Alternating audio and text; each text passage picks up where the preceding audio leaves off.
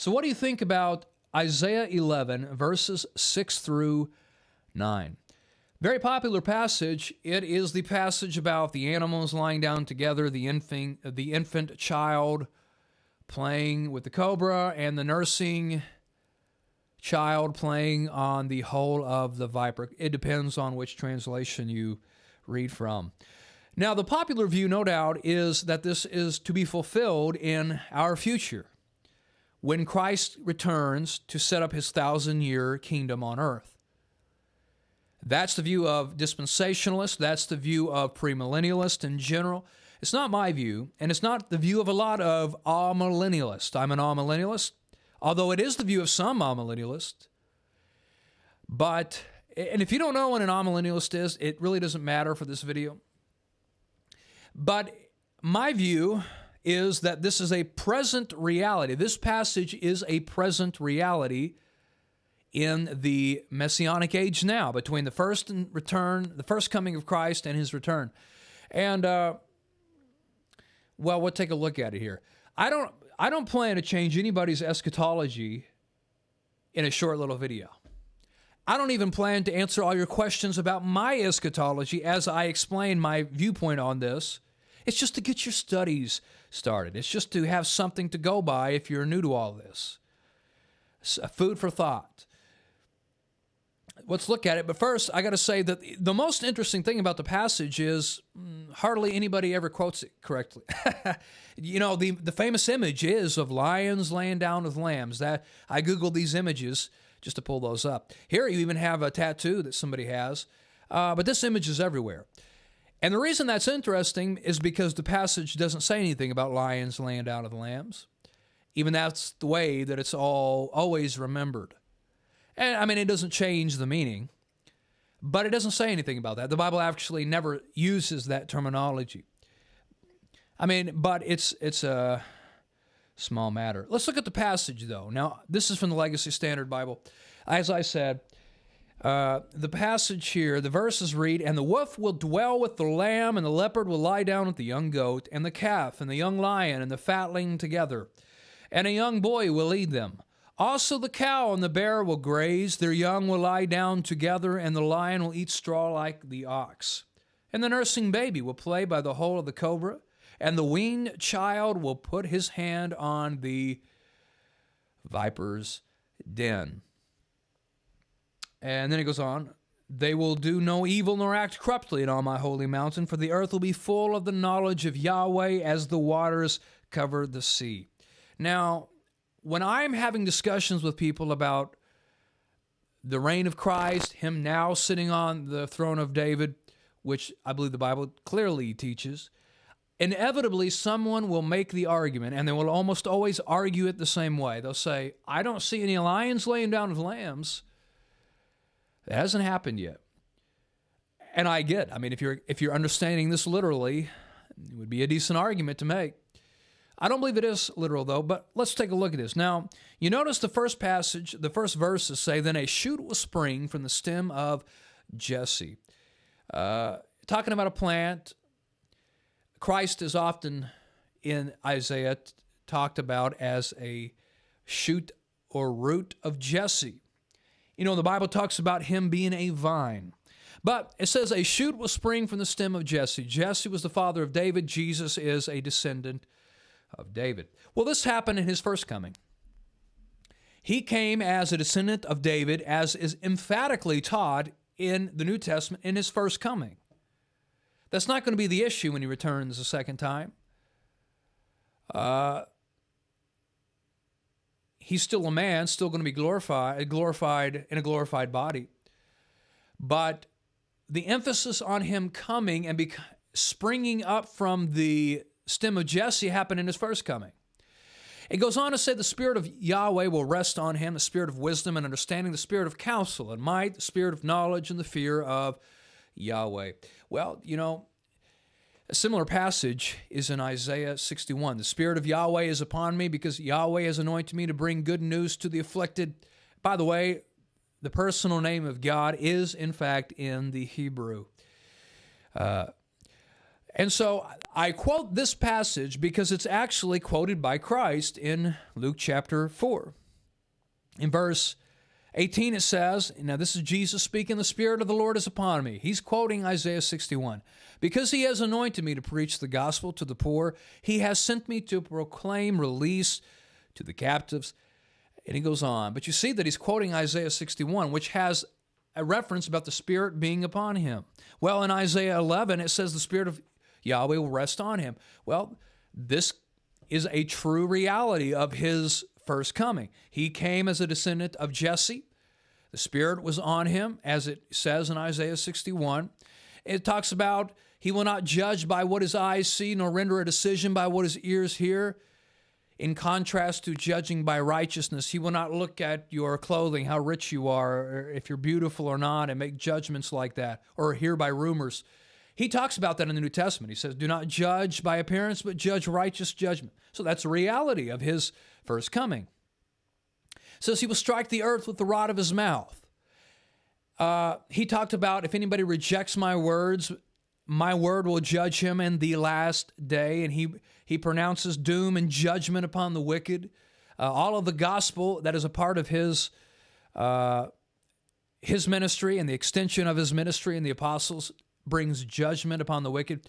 A lot of people expect that to be about the future when he comes.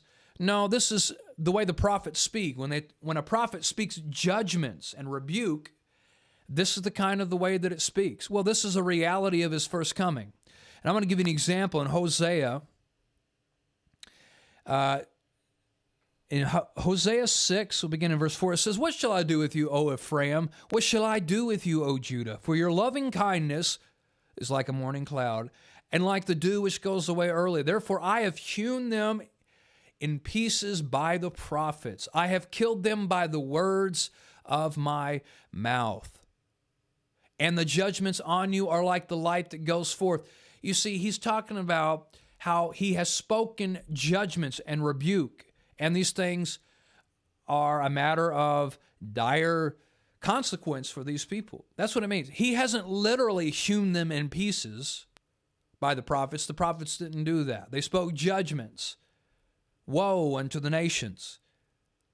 Okay, his words haven't literally killed them. It is a way of speaking. Another example is, he says to Jeremiah, therefore thus says Yahweh, this is Jeremiah 5. Therefore, thus says Yahweh, the God of hosts, because you have spoken this word, behold, I am making my words in your mouth fire, and the people wood, and it will devour them. That's not literal. But it's, you see how the Old Testament literature speaks of the judgments pronounced upon people by prophets. This is what happened in Christ's ministry. He spoke judgments and rebuke and in truth, and it condemns the wicked, and it brings light to their wicked ways. So that's fulfilled in the first coming of Christ. And going back there, righteousness will be the belt about his loins. Clothing is often symbolic of your character, and obviously this is his first coming as well. But then it says, and the wolf will dwell with the lamb, and the leopard will lie down with the young goat. This animal imagery is not uncommon. It's found throughout the prophets. You see, the image is of domesticated animals that are tranquil, eat grass, are at peace with wild, undomesticated animals. And the undomesticated animals in the imagery have been tamed. They're now eating grass instead of meat. It is common in the prophets for God's own people to be spoken of as domesticated animals, and the others, the heathens, to be spoken of as wild creatures that have not been tamed by God, as shepherd. Well, let me pull up some text like this, and to be quick, it's your job to go and look at these things in context. For example, in Isaiah 5 and 17, it says, talking about the Messianic age and these kinds of things that are to come in the future, it says, then the lambs will graze as in their pasture, and strangers will eat in the waste places of the wealthy. may say, well, that sounds like it could be literal. But you're going to see this pattern of this imagery of, well, the lambs are going to go graze. See, there's peace. The animals are going to be out there, and the lambs are going to be able to do their things, and strangers will eat in the waste places of the wealthy. In Isaiah 35:9, speaking about the highway of the Lord, it says, no lion will be there, nor will any vicious beast go up on it. These will not be found there, but the redeemed will walk there. Now you notice the highway of the Lord in Isaiah is spoken about. This was fulfilled clearly in John the Baptist's ministry. You read the scriptures about John the Baptist in the Gospels, and he talks about make ready a path for the Lord, a highway for the Lord. Yeah, that's John the Baptist. The highway is the highway of righteousness. It's the highway to the Father that Christ brings. And obviously, John the Baptist did not make a literal highway. But speaking of this highway that is to come, it says no lion will be there. Wait a minute. I thought lions were going to lie down and eat grass. Isn't that what Isaiah 11 just said? If the lion and the lamb, or rather, if the lion is going to be there with these other animals and he's going to be eating and grazing, well, isn't that a contradiction to say no lion will be there at all? No, because it's not actually speaking about literal animals. That's not the point. This means that there's not going to be any predatory animals, symbolic of enemy nations there. It's going to be peace. No lion will be there, nor any vicious beast will go up on it. But yet there will be lions there because they will be domesticated. But the point is, this is symbolic. And then it says, but the redeemed will walk there. You see how the redeemed are in contrast to the lion and the vicious beast? Isaiah 17, concerning the desolation of Damascus, note, the cities of Aroer are forsaken. They will be flocks to lie down in. They will be 4 flocks to lie down in, and there will be no one to frighten them. Notice the imagery. Damascus is going to be destroyed, and then the imagery that follows is flocks, domesticated animals can come in there and do their thing. There's going to be peace. The reason flocks can come in is because there's not going to be any wild beasts for them to be afraid of. There's not going to be anyone that can come in and frighten them. It's the imagery of peace. Animals are spoken of as symbolic of God's people versus the undomesticated animals of the nations. Remember the imagery of beast, 4-headed beast, and these images like in Revelation and Daniel. These are the nations. These are the people out there. And they're undomesticated wild animals, predators. Isaiah 40:11. God, like a shepherd, he will tend his flock. Wolf will lie down with the lamb. Who is a enemy of the flock? The wolves. How about wolves in sheep's clothing? This idea of false prophets even is spoken of in those terms. In his arms he will gather the lambs and carry them in his bosom. He will gently lead the nursing ewes. But he's obviously not speaking of literal animals. So is it not possible that in Isaiah 11, where he's already been speaking throughout these chapters of symbolism, is it not possible? Why do we just assume that it must be literal? Literal wolves lying down with lambs? Why does it have to be? When obviously we know, at least in this case, for example, he's not literally talking about lambs any more than John the Baptist came to build a literal highway. Isaiah 65:25, we have that language again. The wolf and the lamb will graze together, and the lion will eat straw like the ox. He's been domesticated, and dust will be the serpent's food. But that's not really literal. Serpents don't eat dust. They will do no evil or harm in all my holy mountains, says the Lord. It's the same kind of idea in Isaiah 11. But notice Ezekiel 34:22. Therefore I will deliver my flock. Well, we know it's not his literal flock. We know God's people are not literally sheep or lambs, and they will no longer be a prey. Notice that. I just want you to think about this for a second. You notice what I think everybody will concede of is that it is not actually speaking of literal animals here, but of his people. Well, they are called a flock, and they will no longer be a prey. What does that mean? There's not going to be any predators to threaten them anymore. Kind of like wolves, either because the lion is not there, as we read, or in another type of imagery, the lion is there, but he's been domesticated. He's not a predator anymore. You see the imagery? Which we all can concede that this is symbolic. Then I will set over them one shepherd, my servant David. But we know that's talking about Christ, right? And he will feed them, and he will feed them himself and be their shepherd. Because Ezekiel comes a long time after David. And I, the Lord, will be their God, and my servant David will be the prince among them, and I, the Lord, have spoken. It's not literally David, any more than John was literally Elijah, right? Now notice, we know what this is talking about. It says in verse 25, I will make a covenant of peace with them. Notice the language. He's going to make a covenant, and the covenant is going to include peace. What kind of peace? And eliminate harmful beasts from the land so that they may live securely in the wilderness and sleep in the woods. If that doesn't tell you what you need to at least consider, people want to go to Isaiah 11 and take it literally, but think about it. Right here, which we all concede, which begins with symbolic terms of his people like lambs, goes on to talk about making a covenant. Does that remind you of the new covenant? And it's a covenant of peace. And the peace is described here.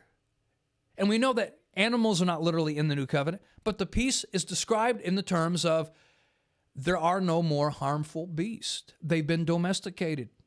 It's the same idea over there in Isaiah chapter 11. Hosea 2:18. In that day I also will make a covenant for them with the beast of the field. Now, does anybody think that's going to be literal? Is God one day in the future going to actually speak to the lions and the bears and the wolves and make a covenant with them? Is that what it's talking about? With the beast of the field, the birds of the sky and the creeping things of the ground, and I will abolish the bow and sword and war from the land and make them lie down in safety. Now notice it could not be more plain. He's going to make a covenant with the beasts of the field, hostile predators, and they're going to put down their swords and their bows. It means there's going to be peace. Notice all of the imagery here. That's for your consideration.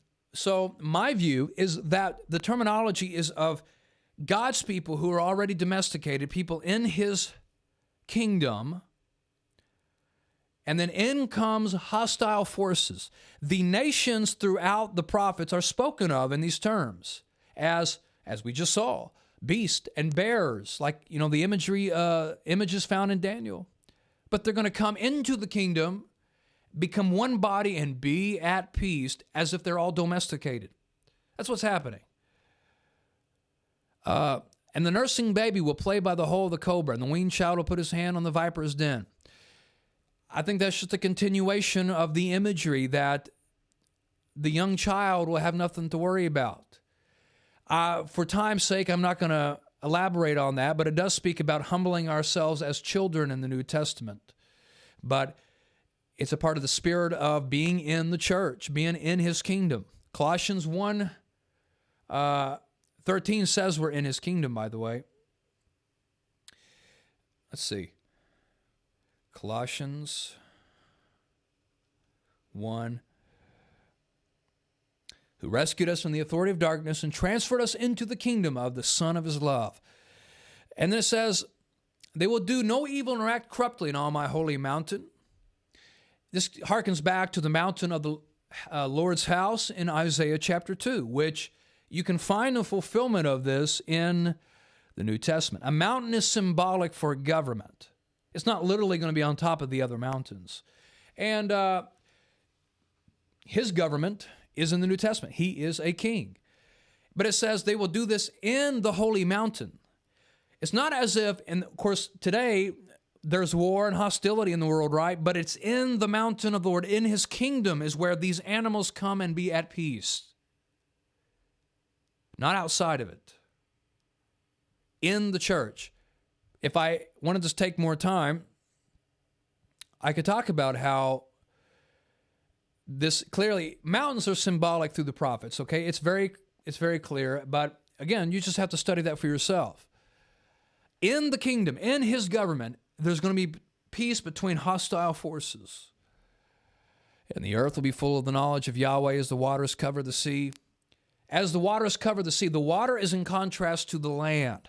That word earth in the Hebrew can be translated land, and I believe often should be.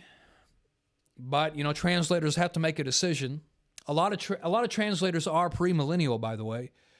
But you have to consider, does it mean land? And what did the Jews of the day understand when they saw that word? Did they think this was going to be in the land? In the land, in contrast to the waters covering the sea, in the land of what? In his holy mountain, in the land of the church. It's a spiritual land, of course. It's in his Zion.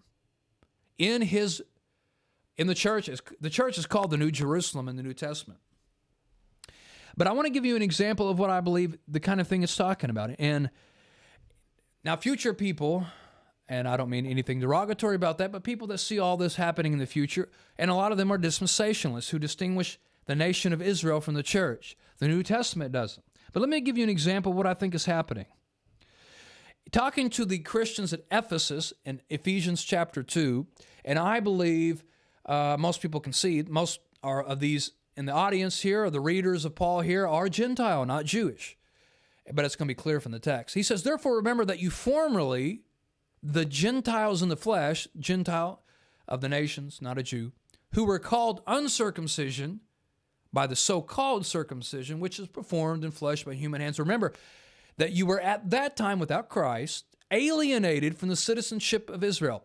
During the Mosaic era, before the cross, there were the nations, and then there was Israel in the covenant. Those who were not a part of the covenant, the nations, non-Jewish people, were aliens and non-citizens of Israel, and strangers to the covenants of promise, having no hope and without God in the world. But now in Christ Jesus, you who formerly were far off, same types of people that in the Old Testament are referred to as wild beasts in all these imagery. You have been brought near by the blood of Christ. Notice that formerly you were aliens from the citizenship of Israel. What would that imply? That now they are. They've been brought in and become one. I believe the church is the spiritual Israel. He says, for he himself is our peace, who made both one and broke down the dividing wall of the partition by abolishing in his flesh the enmity, the law of commandments contained in ordinances, so that in himself he might create the two into one new man, making peace, and might reconcile them both into one body to God through the cross, having in himself put to death the enmity. And he came and preached the good news of peace to you who are far away, and peace to those who were near, Jew and Gentile. For through him we both have our access in one spirit to the Father. So then you Gentile Christians, are no longer strangers and sojourners. Language in the Old Testament for those who are outside of the nation of Israel and its citizenship. But you are fellow citizens with the saints, obviously the Jews, and are of God's household, having been built on the foundation of the apostles and prophets, Christ Jesus himself being the cornerstone. You see, we've all been made one. He's broken the wall of partition. There's lots of texts like this. This is an emphasis by Paul of him bringing peace between Jew and Gentile, and I believe this is the kind of peace that is in the holy mountain, spoken of in Isaiah 11 and several other places. Now that's saying a lot. It's just food for thought if you've never heard it. If you studied it, still disagree, study it a little more. And nevertheless, I appreciate you listening. I wanted to run that by everybody in reference to this very well-known passage.